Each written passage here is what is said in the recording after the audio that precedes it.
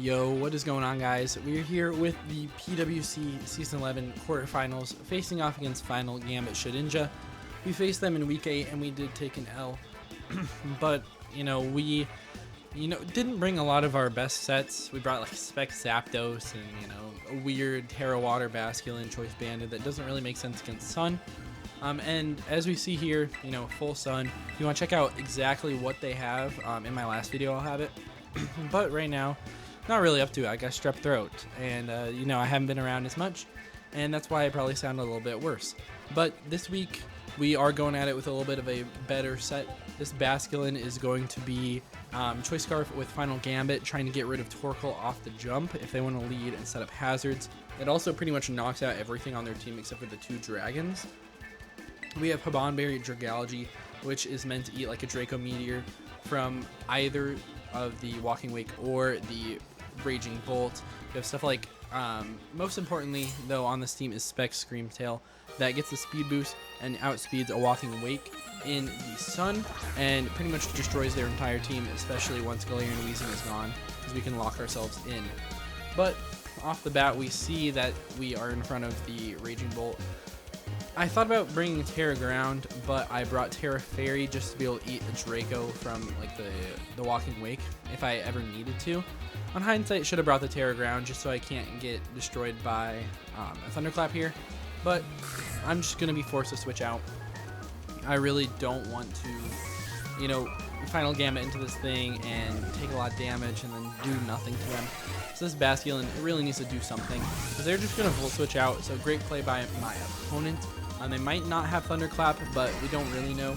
It's just a good read by them. But if I was Tera Ground, I could have very easily punished them, especially if I was like banded Tera Blast. That Mon really just drops right there. So risky play off the bat. As we see them just go into Gliscor, get their Toxic Heal off, which is very safe. And now looking at my team, I have nothing on the team that gets rid of hazards at all. So I'm assuming this thing wants to be spikes. They want to get up Stealth Rocks, Toxic Spikes, and I really don't want that to happen. So in this scenario, I'm just going to go straight out to my Basculin. I want a U-turn, I guess, because, I'm obviously going to outrun this thing unless they're super offensive, and they shouldn't be able to take me out anyways. But yeah, we're going to U-turn out here.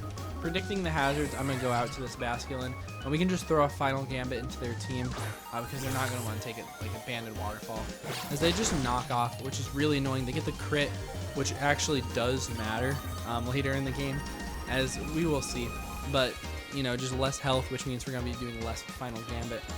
But in this scenario, I'm like, okay, they're either switching into Raging Bolt, they're switching into Torkoal potentially on the water move, since they're going to get the Sun up, they have huge defenses anyways, or they're going to go out to the Walking Wake, and none of it really wants to take this hit. This like 200 and some damage is a decent chunk for anything. So yeah, we're really threatening them, as we can potentially be, adaptability, Tera Water Wave Crash that they really don't want to take. So super expecting the Walking Wake to come in here. So they do withdraw, very expected, as they go into Hotbox, which is real nice. There's a lot of damage on this Torkoal here, but if we didn't get crit, it would have been a lot more. But we're still gonna, bring it down pretty low, as our Basculin faints, who's been great this season, but just can't really do it against the Sun team here. And now we have plenty of options. I think in this case, Darkrai is super strong versus their team, because we threaten getting a Nasty Plot up, which is really good, and Dark Pulse just does a ton of damage. They don't know that we're not like Choice Specs or anything. I am a Hypnosis variant on this one, which is what I'm going to go for here on the predict that they're going to switch. Basically, they can easily, go into the Weezing if I'm, clicking Dark Pulse. I do have the Psychic for that Mon, which is really nice. But if they want to switch into something like AV Raging Bolt, then I can get that thing put to sleep. And if not, I'm going to be faster than anything if I miss anyways because of the blunder policy. So even if they go into Walking Wake and I miss, still be faster and be able to get up in nice Dark Pulse, potentially be able to flinch them down. But it should be, 2 or 3 hit KOing with Dark Pulse from this Mon since we are so strong. So it could be a huge overpredict, but even, getting this Torkoal a little bit crippled is nice off the bat. Alright, as they do switch out this Torkoal. And what are they going to bring in? It's going to be Riptide. That's the Walking Wake. So let's hit this Hypnosis, please. As we importantly see the speed boost, they're probably specs again. We do hit the Hypnosis, which is great. It would be nice to get my Blunder Policy off to be faster than this thing, just in case it does get a very quick sleep. We get a little bit of chip with that, and we can Nasty Plot up here. We could also just click Dark Pulse, which we're going to do, and just get some chip damage on this thing, because this is the biggest threat to my team, as we are easily 2-KOing, especially with Bad Dreams. And it's, maybe a 25% chance to wake up in this scenario for them. They did have the guaranteed sleep turn. I'm thinking about doubling just in case, but honestly, it's probably just best to go for Dark Pulse, as they don't want to get rid of their Walking Wake this early in the game. So we're going to go out into this Wheezing, and this Dark Pulse will give us enough chip that Psychic will kill if they're not Tera Berry, which I am worried about in this scenario. This is good against this mon and the Scream Tail, but I'm just going to go for it. I have to in this scenario. We could have potentially gone for Nasty Plot, which would have put us in a great spot as well, but I don't want to take a lot of damage in a stream scheme with stuff.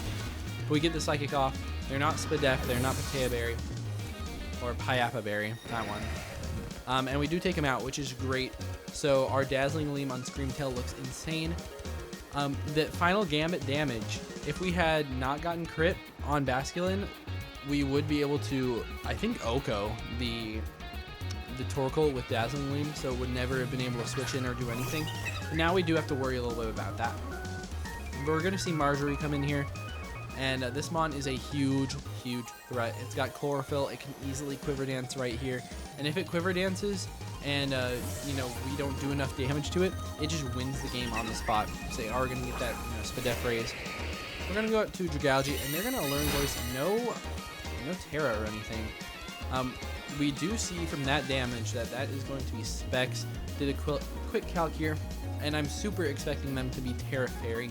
And at that point, Tera Fairy on this probably just takes me out. It might be a roll depending on what exactly they are, because I can't tell if they're modest or timid. But we're just going to try to get some damage off with the Sludge Bomb. It's going to be really nice if they do Tera Fairy. Obviously, I could Draco, which would one-shot them if they are not Tera Fairy, but I assume they're going to Tera into Fairy, which is what we see here. They're going to throw out that Terry, and their Tera type is going to be Ground. What? Why are they Tera Ground in this team? I don't know, but then now they're going to resist Sludge Bomb. It's going to be a bad time for me. Luring Voice isn't quite going to knock me out, but it still sucks. But that could have easily been a roll for them. I think they did get a high roll on that one. Based off the damage, I am pretty sure it's going to knock me out, so I'm just going for a Hail Mary Draco. My opponent, though, is not 100% sure if it's going to take me out. So it's kind of a gamble here if they want to go for a Luring Voice and sacrifice this mon that's really strong into my team Under the Sun, or if they want to go into something else. So we'll see what they end up doing. Honestly, at this point, I'm just chilling, and it's like, what am I going to do? This mon knocks me out, but they give me life by switching out here, which is great. They're going to go out. This is a Gliscor, so huge amounts of damage on this mon. And if they want to, stay in and set up hazards or anything on me, I'm going to return the favor and put some T-Spikes up in their face. Obviously, they're going to get some extra health back from the Poison Heal. Not the end of the world. As, one T-Spike is going to be super good. Just making sure the Raging Bolt and Torkoal don't have as much life. Also limits that Lilligant, which is really good. They don't have the Galarian Wheezing or anything, so they can't, absorb it, anything like that. So we are big chilling at this point. So glad that they switched out there, because this game might have just been over if they didn't.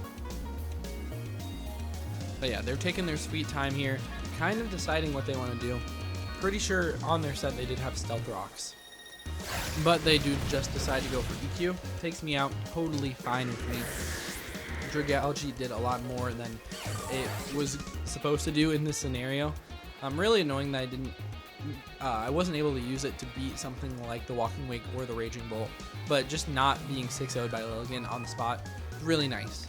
But here we have some options. I can go into Scream Tail because I do have the Ice Beam to knock them out, or I can go Darkrai. I threaten having Ice Beam because they've only seen 3 of the 4 of my moves, and Ice Beam makes a lot of sense into this. But we're just going to click Dark Pulse. I have the chance to flinch. I do not have that Ice Beam that one-shots it. I feel like they can easily switch out to something like Torkoal to, you know, eat a hit. Like eat an Ice Beam, something like that.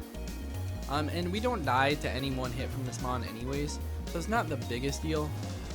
Worst case scenario, they do set up some hazards on me right now. But the chip damage on Darkrai doesn't matter too much. It's not really that bad. But obviously, once they get the sun back up, we're dying to Alluring Voice anyways.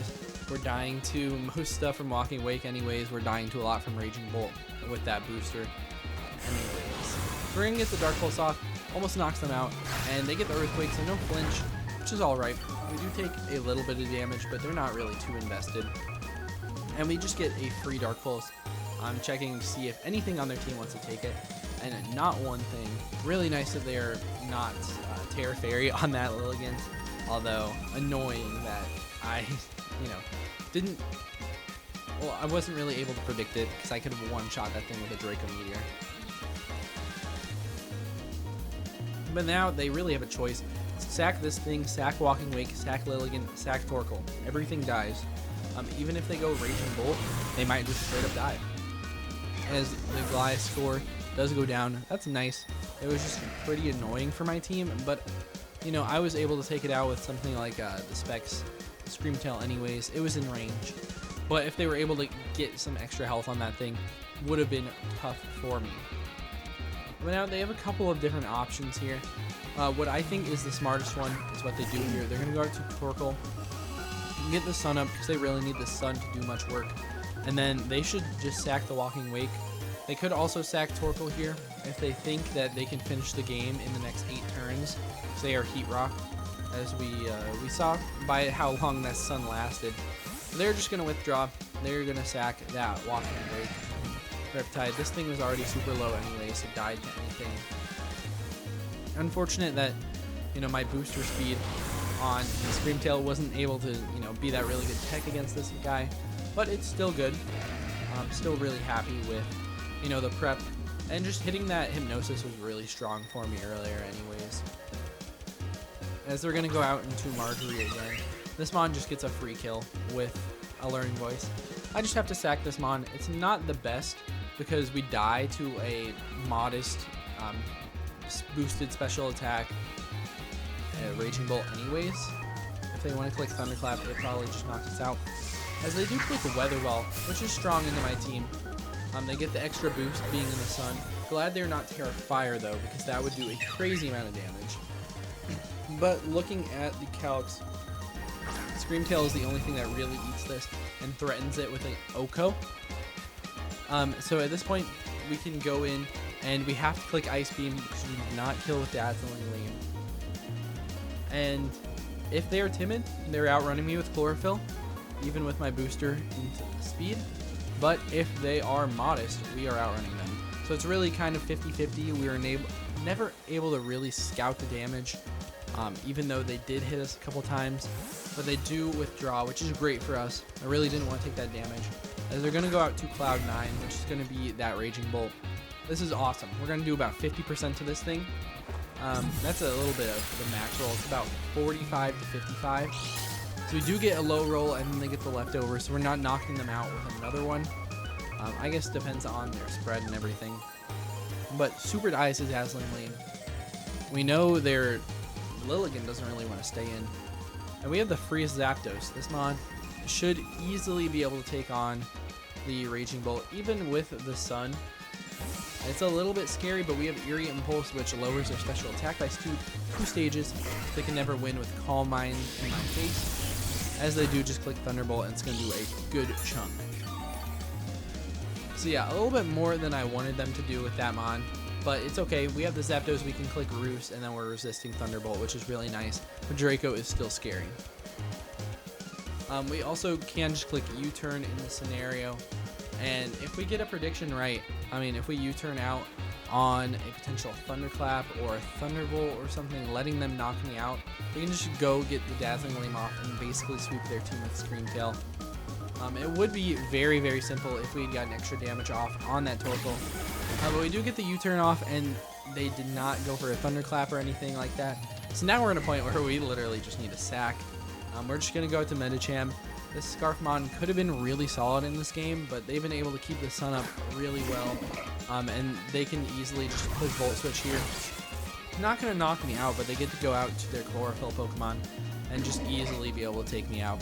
So kind of unfortunate on how the tides turned with that one. But, you know, it is what it is. Still looks like a really, really solid Pokemon in this game.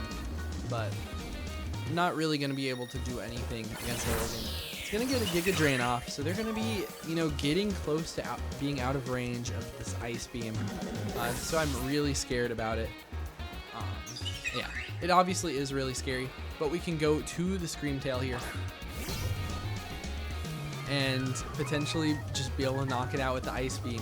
So we have to hope that we are not getting destroyed by them going for that Choice Specs Giga Drain. If they're faster than us, they probably heal out of range and they might be able to two-shot me, which is super scary, obviously. But there's still the chance that they might be modest and we might be able to, you know, outspeed them and then basically just be able to sweep with this Pokemon. It is scary in the end game, obviously, with the less damage on Torkoal. Like I've said multiple times, because it means Dazzling Gleam doesn't just sweep their team. We might have to click Psychic to be able to one-shot Torkoal and then potentially two-shot the Raging Bolt. Because we don't know what that Torkoal can be. We are going to see eventually that it is a set that could end up beating us. But we do end up being faster, so they are modest. Great for me right there. That is so good. We come out of this with a full health Screamtail, and now we really have life. If they were outspeeding me and got the Giga Drain off, the game was basically over. But yeah, now they go out into the Hot Box. We're not going to be able to knock it out with one Ice Beam. It would take 2, potentially 3, and I don't want to take a Flame or a Sun Boosted Lava Plume at this point. I mean, it's really tough. So we're probably just going to have to sack the Zapdos and then click either Dazzling Gleam and, you know, hope to win, or just click Psychic. So it's really scary. And so yeah, we're sacking this Mon. We could get a Roost off or anything, but they go for the Yawn, which is really interesting. If we did have Volt Switch here, it would be a great time for me. But if I discharge this thing and they stay in, we win the game. If they switch out and we U-turn, we win the game. So it's really 50-50, but with discharge, even if they go out into Raging Bolt, we still have the opportunity to win, because I don't think they're going to be the Calm Mind variant. They haven't gone for it yet. So I can stack my Zapdos to that thing, potentially just click Psychic 3 times versus them and win. So they do make the good play in the 50-50 and go out to their Cloud9 here. We're going to get a little bit of chip off of the discharge, but it's going to be basically nothing. Because, you know, they're leftovers, they're 4 times resistant. It's literally doing 0. And we get put to sleep. So, unfortunate. But, you know, now we can't be slept on Screamtail, so they can't really beat us. And I am thinking about making this a really aggressive switch right here. And it could pay off. It basically forces another 50-50 on them, depending on this damage, because they're not going to do enough to 2-hit KO me with Thunderbolt plus Thunderclap, because of no sun. So they make the switch out to Hotbox, and here it's scary. They're obviously going to activate my Photosynthesis and Speed. Through a special attack, Dazzling Gleam just wins the game. But in this scenario, we 2-shot them with D-Gleam. Don't want to take this boosted Lava Plume, because it can do enough to put us into potentially Thunderclap range at +1. So we're going to go for the Psychic. They're going to stack the Torkoal, and it's an intense situation here. Thunderbolt into Tera might just win them the game. They do have the speed boost, so we should outspeed them afterwards anyways. But also Thunderbolt High Roll, basically Thunderbolt Max Roll into any form of Thunderclap kills us. It's basically like 50-50 with, you know, no investment on this thing if we're gonna die to a Thunderbolt plus Thunderclap while they're in the sun. As they just, you know, we get a good chunk of damage off of the Psychic, no crit. They Thunderbolt us and they get the max roll. That is literally the max amount of damage they could do. So Thunderclap basically always kills us if they're a modest variant, which they have to be to do that much damage. So I'm basically lost. We lost the game, but they don't have the thunderclap, and we survived. We barely survived, but we would have lost this game no matter what if they had thunderclap. A good game, and yeah, that's gonna be about it. See you guys in the next round. Peace out.